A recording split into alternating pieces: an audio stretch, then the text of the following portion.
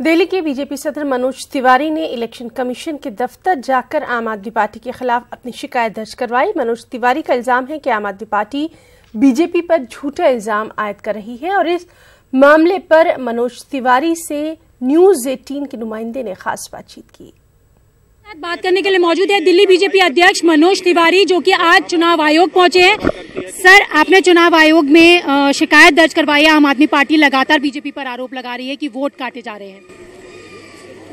ये जो झूठा आरोप है, ये जो भ्रम की साजिश की जो जनता में फैलाने की कोशिश है आम आदमी पार्टी की, उसके खिलाफ हमने आज इलेक्शन कमीशन को शिकायत करी है। हमारे चुनाव आयोग से स्पेशलिस्ट ओम पाठक जी के साथ, विजेंद्र गुप्ता जी के साथ, हमारे लीगल हेड नीरज गुप्ता जी के साथ और नीलकांत बख्शी, हम सब ने इलेक्शन कमीशन को लिख के दिया है कि आप आम आदमी पार्टी पे कार्रवाई करें, क्योंकि ये इलेक्शन कमीशन के राइट्स को और उसके सिस्टम को चुनौती दे रहे हैं, ये एक झूठ फैला रहे हैं। सर, आम आदमी पार्टी 30 लाख वोट काटे जाने की बात कह रही है, तो आखिरकार सच्चाई कितनी है?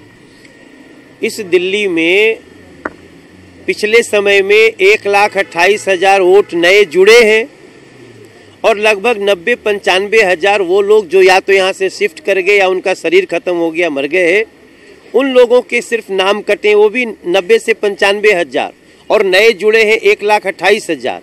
तो ये केवल भ्रामक प्रचार है कि दिल्ली के 30 लाख लोगों के वोट कट गए। सर, इस मसले पर कोर्ट भी जाएंगे? चूंकि हमारे ऊपर आरोप लगाया है झूठा, तो हम डिफेमेशन केस के लिए कोर्ट जा रहे हैं आम आदमी पार्टी के खिलाफ, अरविंद केजरीवाल के खिलाफ। सर, बस आखिरी प्रश्न है कि अब आम आदमी पार्टी और कांग्रेस का जो गठबंधन की बातें चल रही थी वो अब नहीं हो रहा है, तो बीजेपी के लिए कितनी राहत है?